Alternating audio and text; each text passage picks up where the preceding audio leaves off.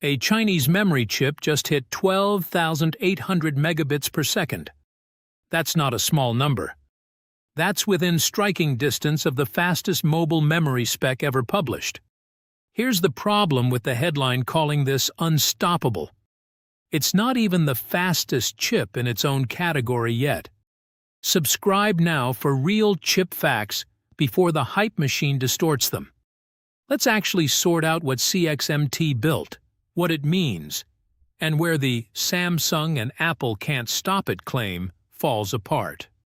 Stories like this tend to follow a familiar shape by now. A real verified technical milestone gets stretched into a much bigger claim than the evidence supports, because the honest version doesn't generate the same clicks. That doesn't make the underlying achievement fake. It means separating the two takes actual work, which is exactly what the rest of this video does. Here's what actually happened. CXMT, China's largest memory chipmaker, just cleared research and development validation for its first LPDDR6 chip.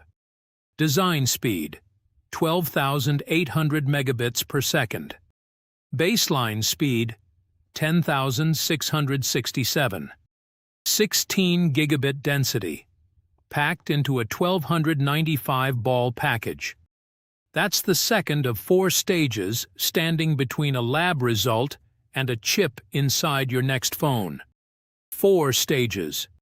Single die verification, then this, then small batch import verification, then mass production.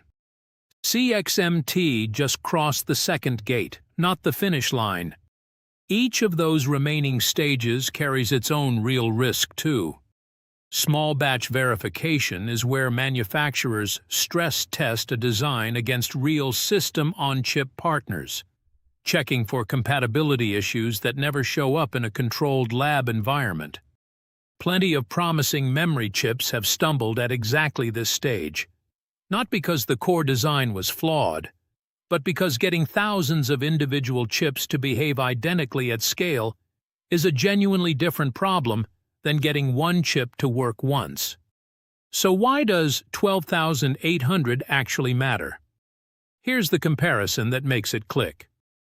JEDEC, the industry body that sets memory standards, published the LPDDR6 spec last year with an entry rate around 10,667 megabits per second and a ceiling of 14,400. CXMT's chip sits comfortably above the entry point, inside the upper half of what this entire new generation is designed to do. To put that speed in everyday terms, LPDDR6 at this tier can move data fast enough to shuffle an entire HD movie's worth of information in a fraction of a second, repeatedly, without breaking a sweat. That's the kind of headroom modern phones actually need, as on-device AI features become standard rather than optional. But here's the twist almost no coverage of this story led with.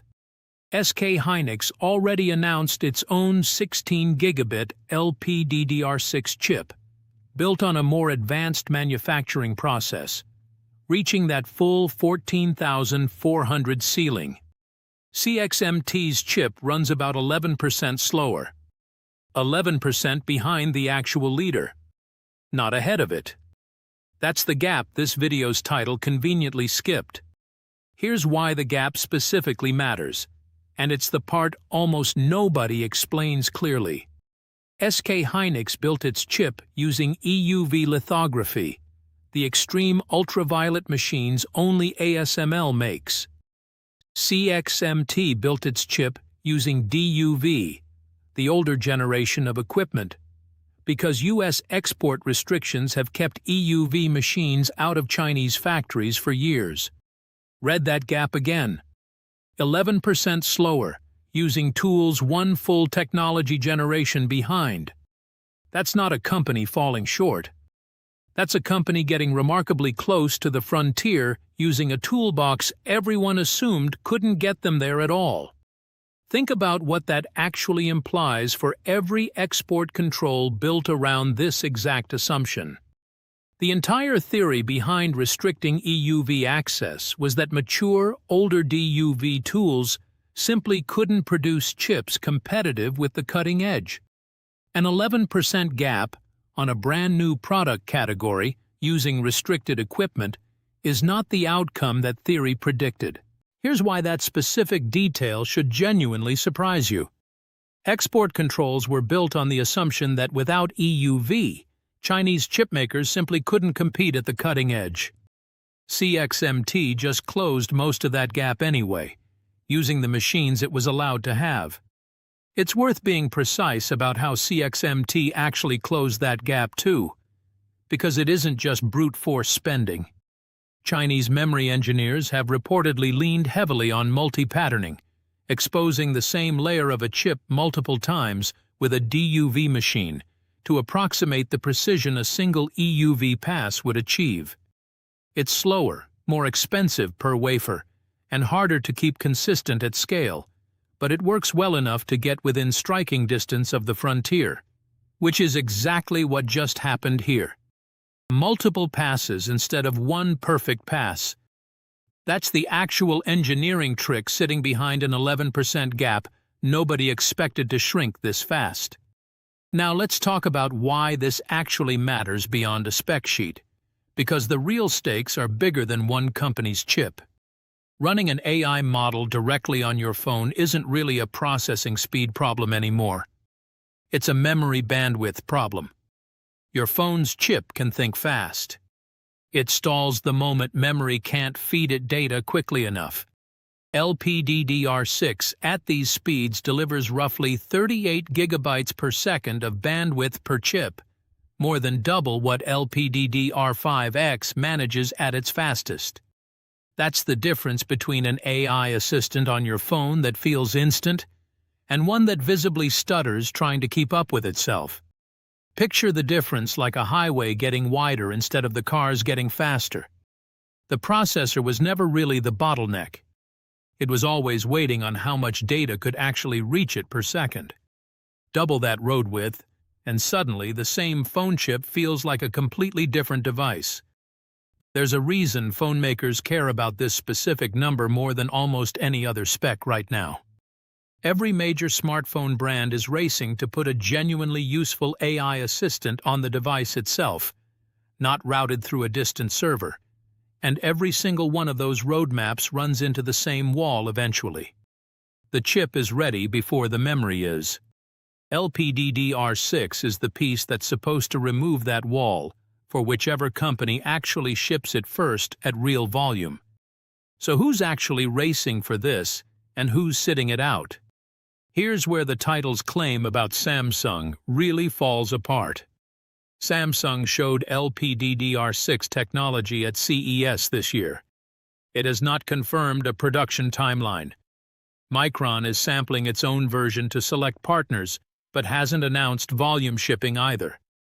Both companies are deliberately prioritizing a different, more profitable segment instead: high-bandwidth memory for AI data centers, leaving the mobile LPDDR6 race wide open.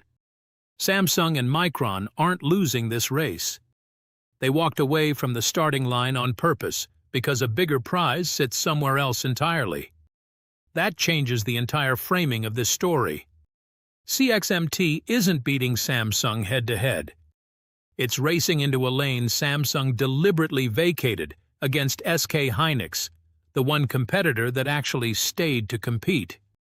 There's a real business logic behind that choice too, worth being fair about. High-bandwidth memory for AI data centers currently commands margins. Mobile memory simply can't match right now, given how tight AI chip supply already is. Samsung and Micron aren't making a mistake by chasing that instead. They're making a calculated bet that the bigger, more profitable fight is happening somewhere else. And leaving mobile LPDDR6 as a secondary priority is the price of that bet. What about Apple then? Here's the honest answer, and it's more interesting than a clean yes or no. Reports earlier this year indicated Apple has been quietly testing CXMT memory chips for potential use in future devices sold specifically inside China, driven by a global memory shortage severe enough that even a geopolitically flagged supplier looks attractive. Nothing confirms CXMT's specific LPDDR6 chip is part of that testing yet. The broader relationship is real. This exact product's role in it isn't confirmed. A real relationship. An unconfirmed product. Those two facts get flattened into one clean headline far too often in this exact story. There's a broader reason Apple is even willing to entertain a relationship with a geopolitically flagged supplier like CXMT in the first place, and it's worth spelling out plainly. The global memory shortage right now is severe enough that Apple, Samsung's own smartphone rival, is reportedly negotiating supply deals with Samsung's biggest emerging competitor. That's not a small irony. That's a supply crunch forcing genuinely strange bedfellows across an industry that usually guards its rivalries carefully. So here's the honest scorecard on the actual claim in this video's title. What's real? A genuine, independently reported technical achievement. 12,800 megabits per second, cleared through real validation stages, using domestic manufacturing equipment under real restrictions. What's exaggerated? The idea that Samsung and Apple are somehow helpless against it. Samsung isn't competing in this specific race right now by choice.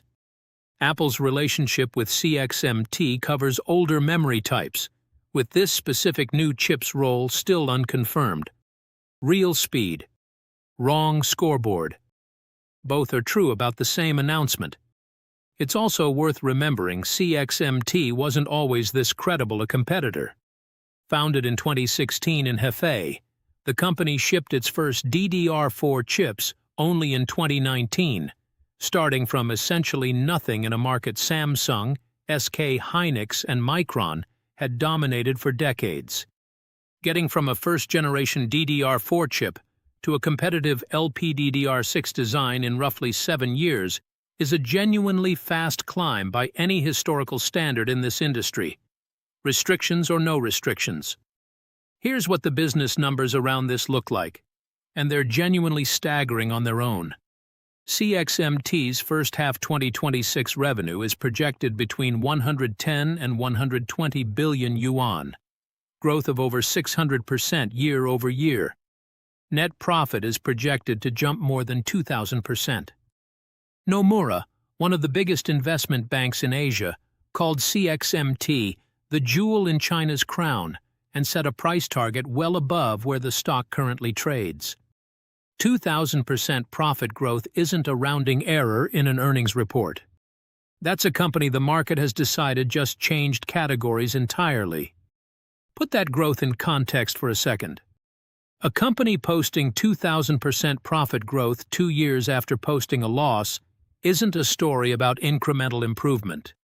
It's a story about a company that fixed nearly everything wrong with its cost structure at almost the exact moment global demand for memory happened to spike. Timing and execution rarely line up that cleanly, and when they do, markets notice fast. There's a political dimension sitting behind all of this too, one that determines whether any of it actually reaches Western shelves. CXMT already appears on U.S. government lists flagging alleged ties to China's military, and reports indicate the company was approved for addition to the Commerce Department's entity list, though full enforcement remains pending. If that restriction actually takes effect, it could complicate exactly the kind of Apple relationship this video already flagged as unconfirmed, regardless of how fast CXMT's chips actually get. That's the real wild card sitting over this entire story. A chip can win on specs and still lose on politics. And right now, both outcomes are genuinely still on the table. History offers a mixed lesson here too. Huawei's own smartphone business was nearly destroyed overnight once similar restrictions actually took full effect a few years ago, proving these lists carry real teeth when enforcement follows the announcement. But other Chinese firms have continued operating in gray zones for years after being flagged, with enforcement lagging the political rhetoric by a wide margin.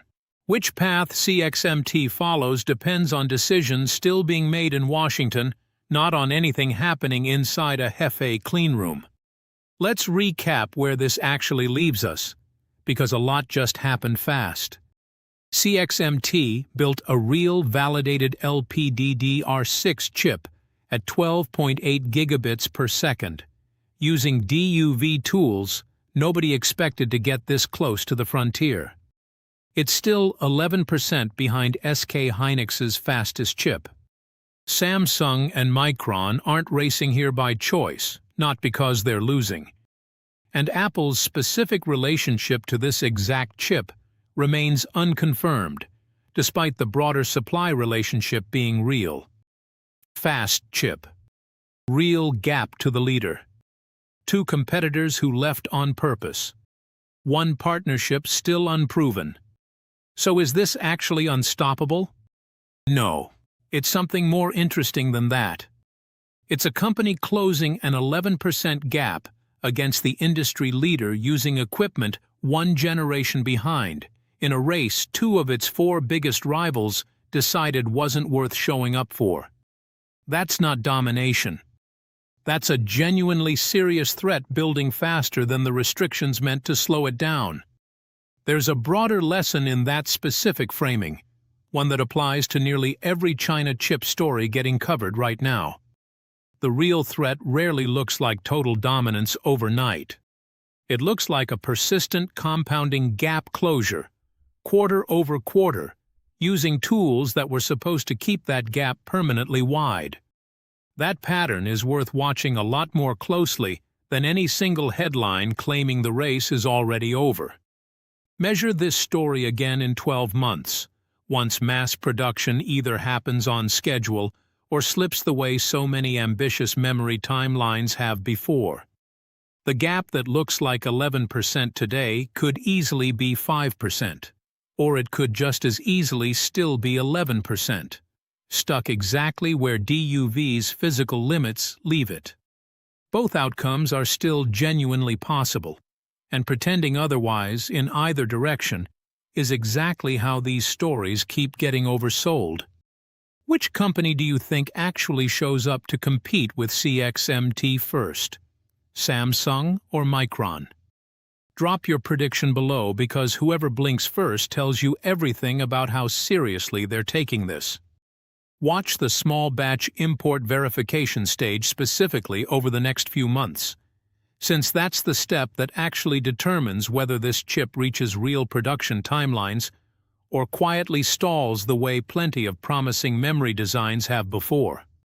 Watch SK Hynix's own mass production ramp too, because staying 11% ahead only matters if that lead actually holds once both companies are shipping at real volume, not just in validation labs.